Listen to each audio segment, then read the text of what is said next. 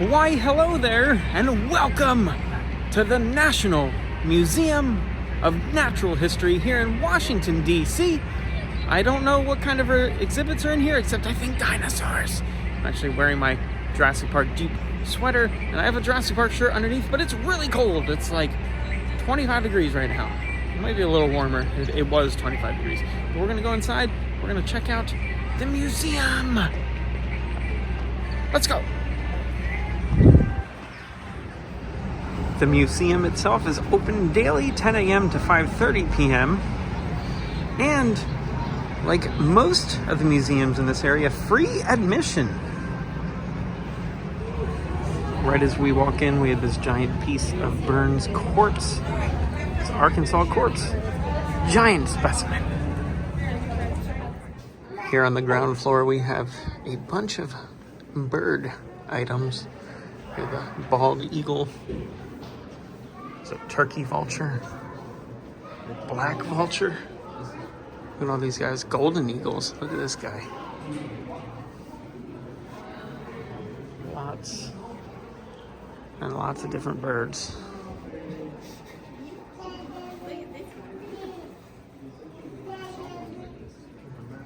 These woodpeckers are like rock stars with that red mohawk. Pretty sweet, dude. The tundra swan, an uncommon migrant and winter resident of DC.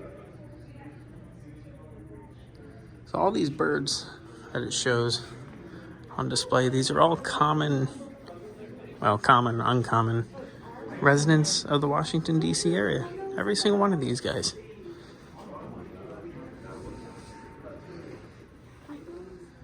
Quick little map here. So ground floor is basically the cafe, museum. There's some stuff that you just saw. The bird auditorium. We are going to opt to go up to the second floor first. There's some good stuff there. Geology, gems, minerals, mummies.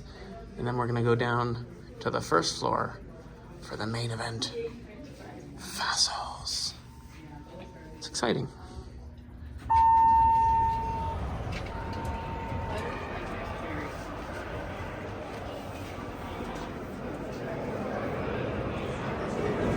Gems and minerals.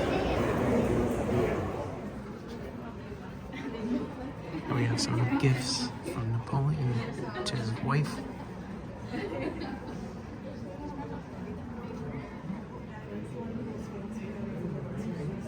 That's pretty.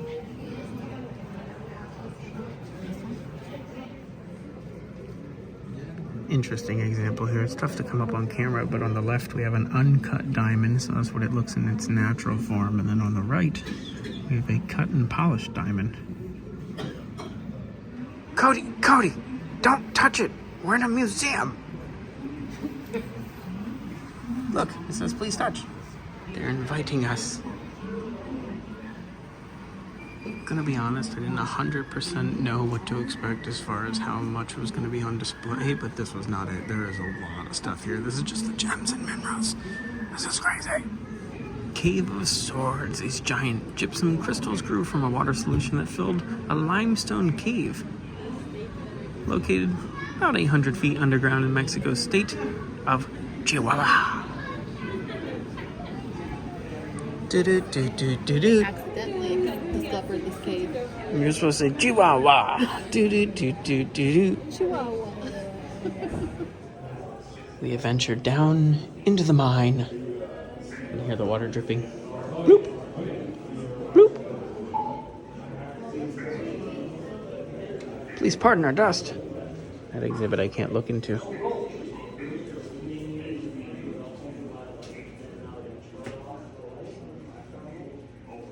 Minerals that glow in the dark. Cue lights.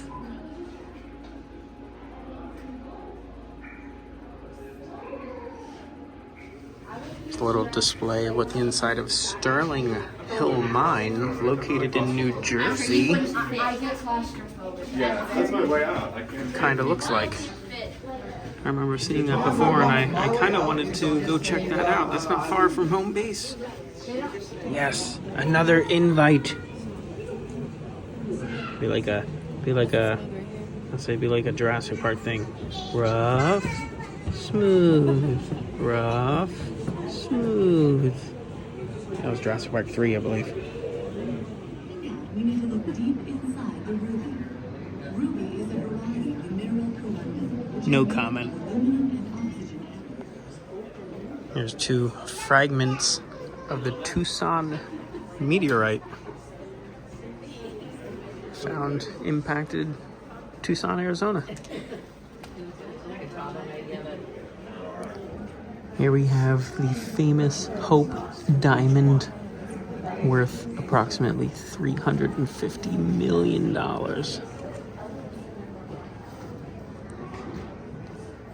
Definition of crazy. Here we have some lava. And over here we have a pick that they use to catch the sample. They'll actually dip the edge of that pick down into the molten lava and then lift it up. And you get something like that. A little sample of the lava. This foam cup was hung outside of the Japanese research submersible Shinkai 2000, which descended 1.4 kilometers, or for people like me, 0.9 miles into the ocean, and the water pressure alone shrunk the cup. Next up, it's time to turn the lights out.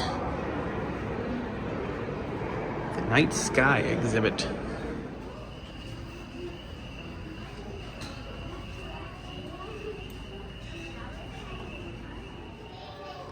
Selfie time! The hands and feet are very human-like. They look like your feet, Cody? A little nicer, I guess. Which ones? Those are yours? Those. Now entering the objects of wonder. And the way to the restrooms. Oh, objects of wonder are through here. You have to go through these special doors. Some Japanese samurai armor.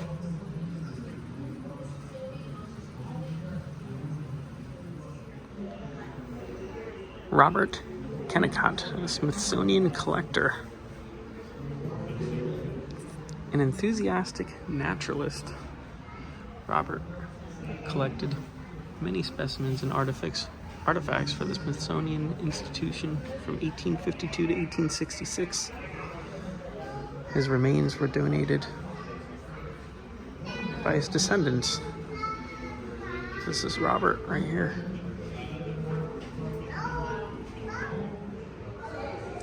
This African lion can be seen in this photo here. It was originally put on display for the first time during the Smithsonian Roosevelt expedition. Went on display April of 1913. This lion has been on display since 1913. This, the oldest manuscript they have in their collection. From 1690, Book of Sermons. Cell phone, unseen connections. Means selfie time. Cell phone selfies.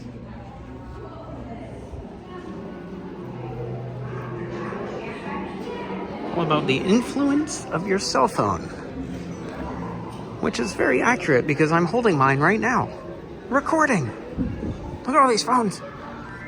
My old Nokia in here. There it is, the old Nokia. It even says singular on the bottom. That was my first cell phone. I had singular. Were you always 18? No, you used to have like Nextel way back in the day. Didn't they make like noises? Something like that. Something like that. This is kind of funny. It says, why do people stockpile their own old phones? And it says, you know, a couple different reasons. But then it shows a drawer. We definitely have a drawer that is just full of phones like this. I'm not even joking. It literally looks like this. the little cases and everything too. The evolution of technology. Ooh, V for Vendetta. It's a little. Look at this fax machine. Old TV with VCR. A payphone. Compact disc player. It's basically showing everything that's in your phone now. All these items. Everything on this board is in your cell phone. Pretty wild when you think about it. Even down to the tickets. Boarding pass. I like the physical tickets better. I'm not a big fan of digital tickets. I'm standing here. Oh, special alert. We're not taking or saving your video image, but I am. Glad you're here. Cell phone searching. I got a weird emoji on my head. Look at that. That's what this exhibit is all about. I think we came in the exit because it's like telling us what this exhibit is. Whoa, now I'm a weird doggy. Bye. Going from cell phones to mummies. 2,200-year-old mummy. It is a real mummy. Hair extensions.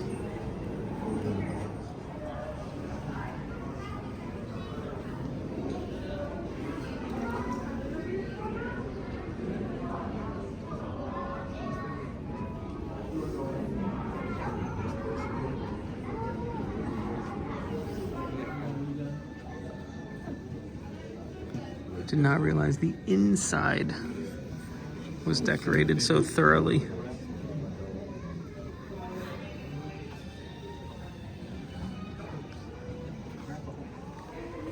From human mummies to some bones.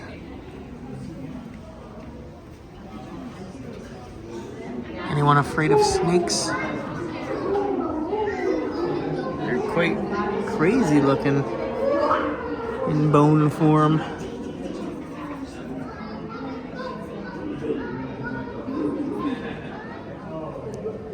They have creatures on display of all shapes and sizes, from this tiny little gray tree frog all the way up to this giant leatherback turtle.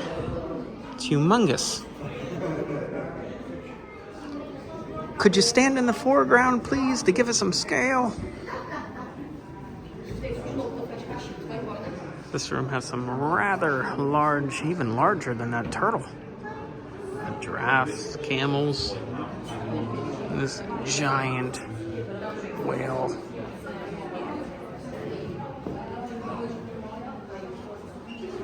Also, a manatee up in the corner here. It's quite fascinating. So this is a spider monkey. How similar to a human it is. I mean, obviously there are differences, but even down to the skull.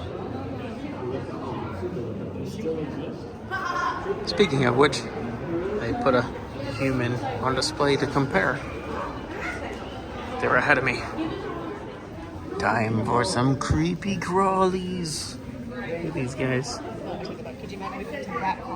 Which one? This one? There's bugs everywhere. Ooh, hello.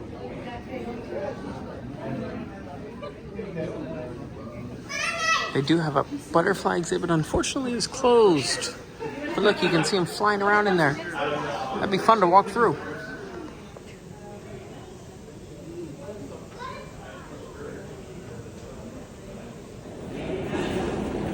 And down the staircase we go to floor 1. Heading in to the Ocean Hall. That is a big dude.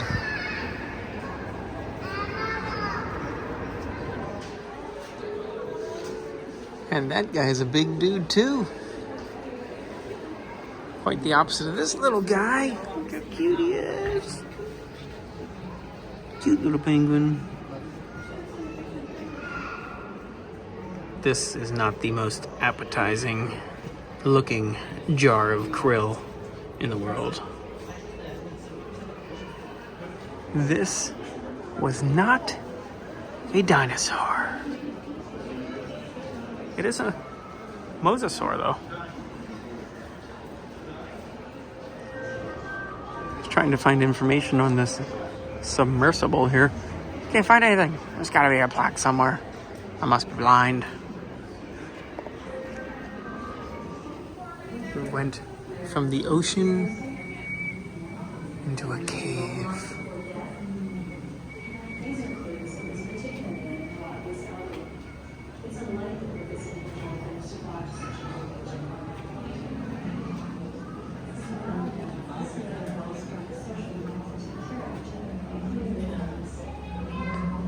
Comparing my hand to a koala's hand. Oh, he hooked me. He hooked my ring. He was trying to kill me.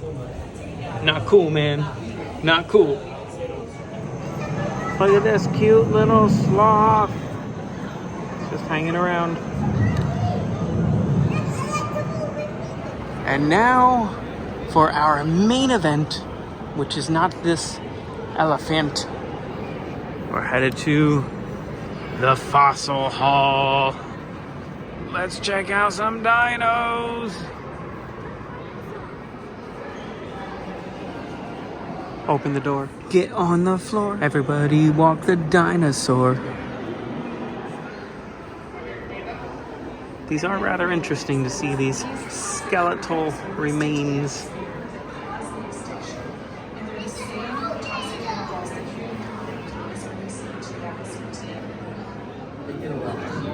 This example here is a descendant synopsid Platypodosaurus robustus. And I have no idea how to actually say that. That was way wrong, I'm sure. What a mouthful. Who named these things? Herbivore.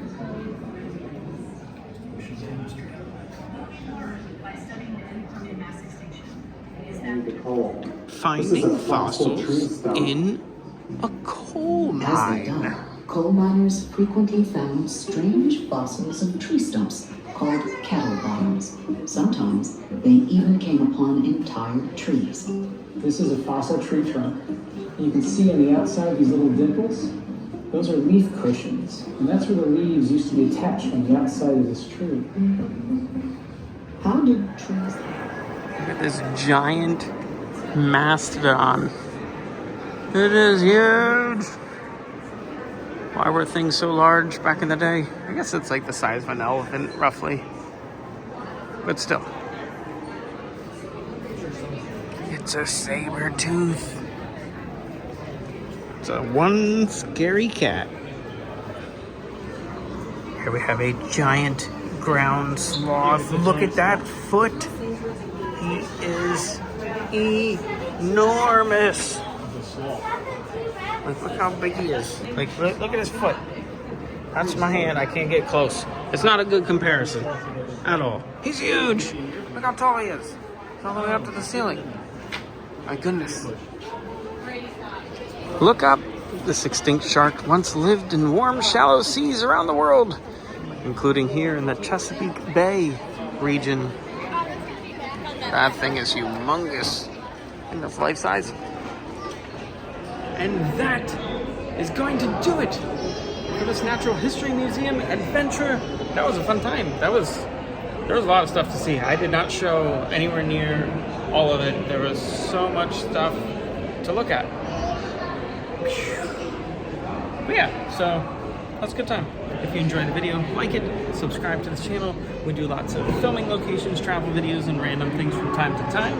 And until next time, be good, have fun, and learn something.